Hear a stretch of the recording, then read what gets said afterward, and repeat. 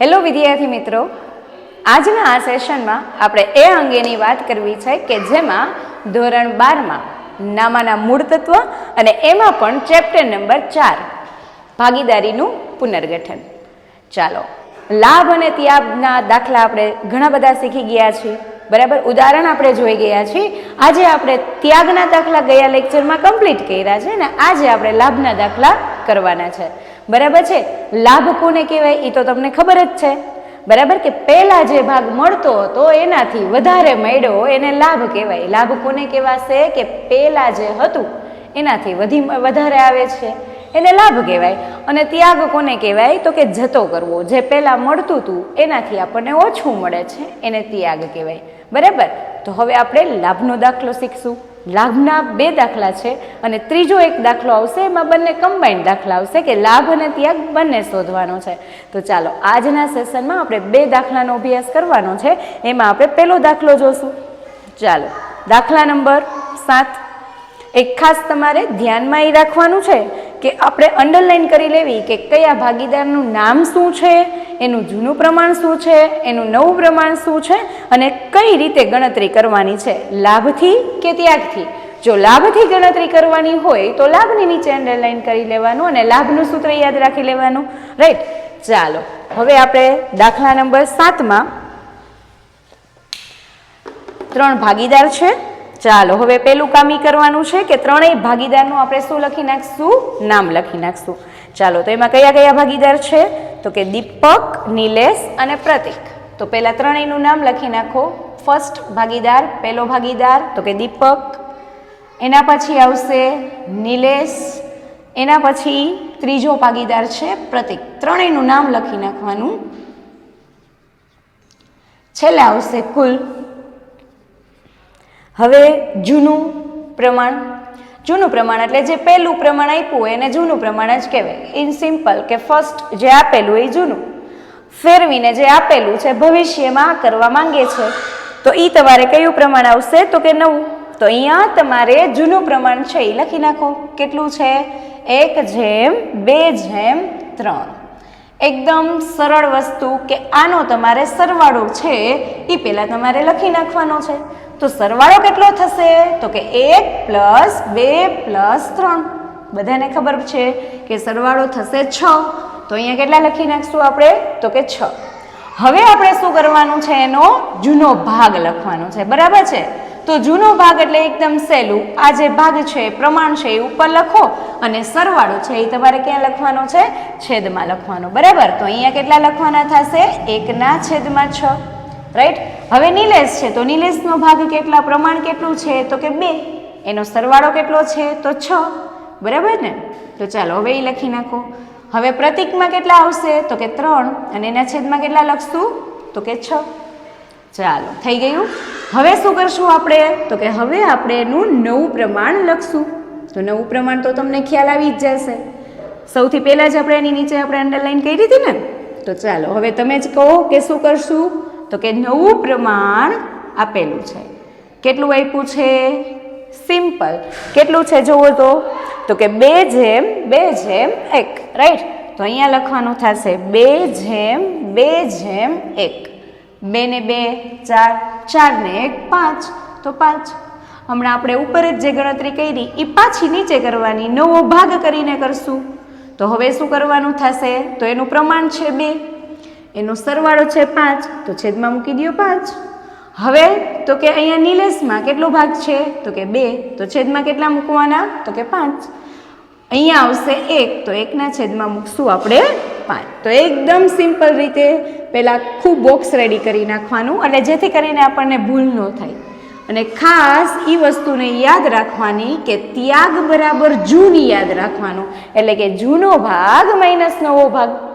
લાભ આવે ત્યારે આપણે ઊંધું યાદ રાખવાનું, પહેલાં નવો ભાગ પછી જૂનો ભાગ આપણે બાદ કરશું.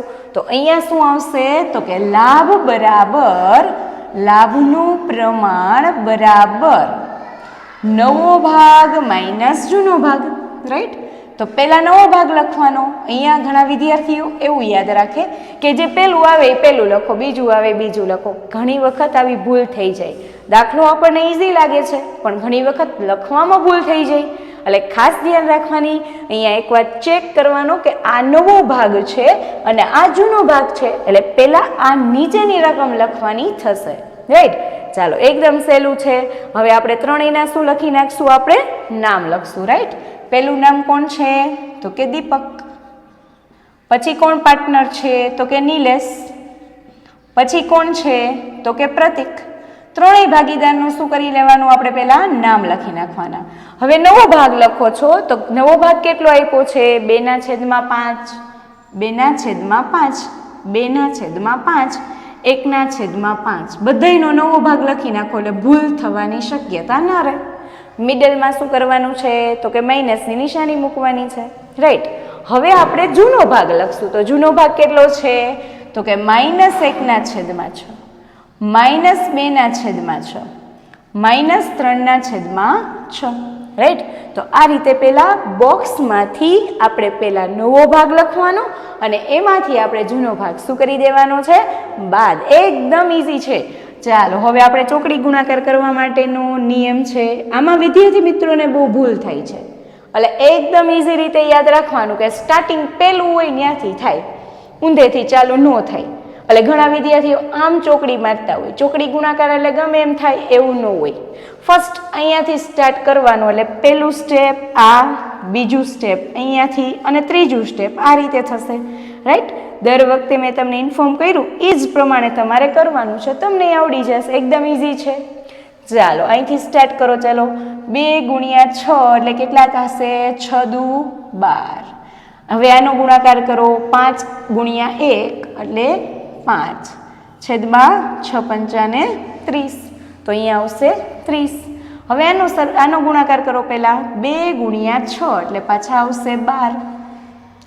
5 × 2 એટલે 5 દુ કેટલા થશે? તો કે 10, છેદમાં 6×5 = 30. ફરીથી અહીંયા આનો કરવાનો 1 × 6, એકદમ ઇઝી છે. 6 × 6 માઇનસ 3 × 5, તો 3×5 કેટલા થશે? 15, છેદમાં કેટલા મૂકવાના? 6×5 = 30, રાઈટ. હવે તો તમને બાદબાકી કરતા આવડે જ છે. 12માંથી 5 જાય. આપણી પાસે તો કેલ્ક્યુલેટર છે, ભલે ઇઝી ગણતરી હોય તો પણ આપણે કેલ્ક્યુલેટરમાં કરવાની, જેથી કરીને આપણે નાની એવી મિસ્ટેકથી પણ માર્ક કટ ન થાય, રાઈટ. 12માંથી 5 બાદ કરો એટલે જવાબ આવશે 7, તો 7/30. મોટા પદની નિશાની, મોટું પદ પ્લસ છે. 12માંથી 10 જાય તો 2 વધે, તો 2/30, રાઈટ.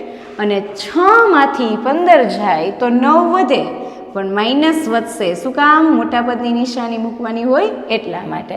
હવે વિચારી લેજો, મેં તમને આગલા લેક્ચરમાં પણ સમજાવ્યું હતું, રાઈટ, કે જ્યારે લાભના સૂત્રમાં માઇનસ આવે તો એ ત્યાગ કહેવાય અને ત્યાગના સૂત્રમાં માઇનસ આવે તો એને લાભ કહેવાય. અપોઝિટ યાદ રાખવાનું, લાભમાં માઇનસ તો ત્યાગ, ત્યાગમાં માઇનસ તો લાભ. ઓકે, તો અહીંયા લાભમાં માઇનસ આવ્યું તો એ શું કરતો હશે? તો એ ભાગીદાર ત્યાગ કરતો હશે અને આ બે ભાગીદાર શું કરતા હશે? તો કે લાભ કરતા હશે. એટલે કે પ્રતિક છે એ 9 ભાગનો ત્યાગ કરે છે, ત્યારે સામે 2 ભાગીદાર છે એનો લાભ લે છે. તો 2 ભાગીદાર કોણ ભાગ લે છે? તો કે દીપક છે એ 7 ભાગનો લાભ લેશે અને નિલેશ છે એ 2 ભાગનો લાભ લેશે. બરાબર છે? તો આ દાખલો થયો લાભનો. ચાલો હવે આપણે જોઈશું દાખલા નંબર 8. 7મો જોઈ લીધો. હવે દાખલા નંબર 8. હવે તમારે જાતે મારી સાથે સોલ્વ કરવાનું છે કે કઈ રીતે કરશું, રાઈટ ને? હમણાં આપણે જે રીતે કર્યું છે તમે મારી સાથે પેન અને પેન્સિલ ને બધું સાથે લઈને બેસી જાઓ અને મારી સાથે પ્રેક્ટિસ કરો, રાઈટ? ચાલો પહેલાં આપણે શું શીખવાડ્યું છે કે પહેલાં 3 ભાગીદારના નામ લખી નાખવાના. તો આમાં કયા ભાગીદાર છે? તો કે રાજુ, હસુ અને સંજુ. બરાબર? તો 3 નામ લખી નાખવાના. નામે કેટલા મસ્ત આપ્યા છે ને, રાજુ, હસુ અને સંજુ. બરાબર? તો આપણે પહેલા 3 ભાગીદારના નામ લખી નાખશું.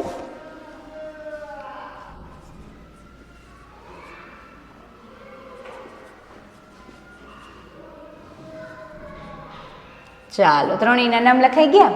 હવે શું કરવાનું થશે? તમને મેં અંડરલાઈન કરતા પણ શીખવાડી છે ને.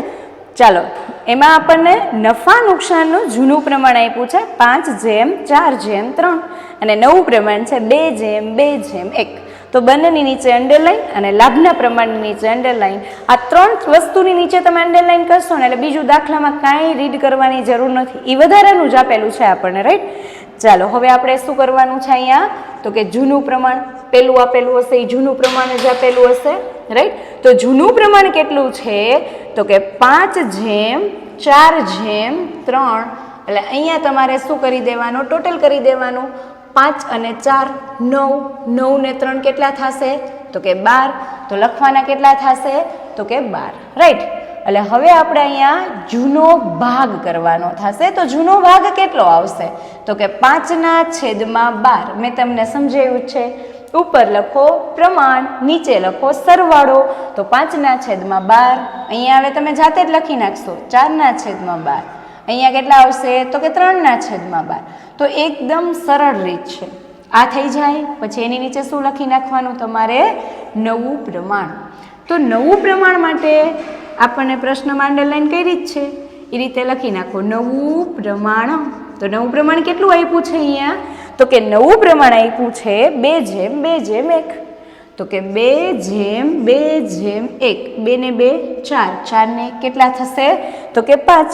તો અહીંયા લખી નાખવાના થશે 5, રાઈટ.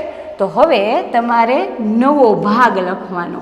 તો નવો ભાગ એટલે કે પ્રમાણના છેદમાં સરવાળો 2/5, 2/5 અને 1/5.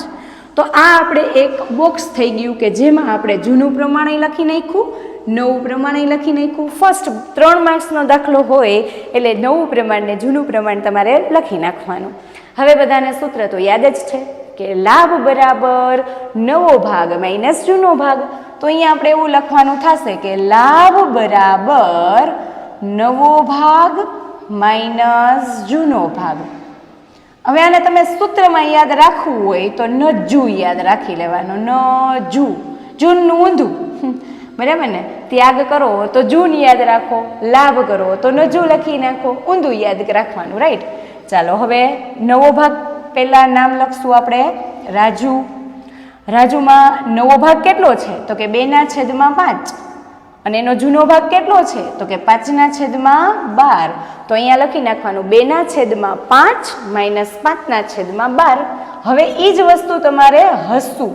હસુમાં કેટલો છે જૂનો ભાગ, સોરી નવો ભાગ પહેલા લખવાનો કેટલો છે, તો કે 2/5 માઇનસ કેટલા આવશે, તો કે 4/12. તો અહીંયા લખી નાખો 4/12.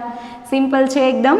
અને હવે આવશે સંજુ. તો સંજુમાં કેટલો ભાગ છે, તો 1/5. તો પહેલાં લખી નાખશું 1/5 અને એમાંથી કેટલા બાદ કરવાના થશે, તો કે 3/12. આખું બોક્સ પહેલાં રેડી થઈ જાય, ત્રણેયના નવું પ્રમાણ અને જૂનું પ્રમાણ લખાઈ જાય પછી જ આપણે ચોકડી ગુણાકાર કરવાનો. હમણાં સમજાવ્યું છે છતાં એક વખત અહીંયા પણ લખતી જ જાઓ એટલે તમને પણ એ આઈડિયા આવી જાય, બરાબર. ચોકડી ગુણાકાર કઈ રીતે થાય આ સિક્વન્સમાં કરતા જાઓ. 12 × 2 એટલે 12 કેટલા થશે, 24 માઇનસ 5 × 5 એટલે થાય 2નો ગુણાકાર 25 અને 12 × 5 કેટલા થઈ જશે, તો કે 60 થઈ જાય ને. ચાલો હવે એના પછીનો પણ સાથે સાથે કરતા રહ્યો. 2 × 12 એટલે કેટલા આવશે, તો કે 24 માઇનસ 4 × 5 કેટલા થશે, તો કે 20 છેદમાં કેટલા આવશે, તો કે 60. હવે એના પછી 1 × 12 એટલે 12 × 12 માઇનસ 3 × 5 કેટલા થશે, તો કે 15 છેદમાં 12 × 5 તો કે 60. એકદમ ઇઝી છે. હવે ફર્સ્ટ જુઓ 24માંથી 25 જાય તો 1 વધે પણ 24માંથી 25 એ મોટી સંખ્યા છે એટલે -1 વધશે એટલે -1/60. એ જ વસ્તુ હવે અહીંયા બાદ કરો. 24માંથી 20 જાય તો કેટલા વધશે, +4 વધશે, રાઈટ. તો અહીંયા કેટલા આવશે, 4/60.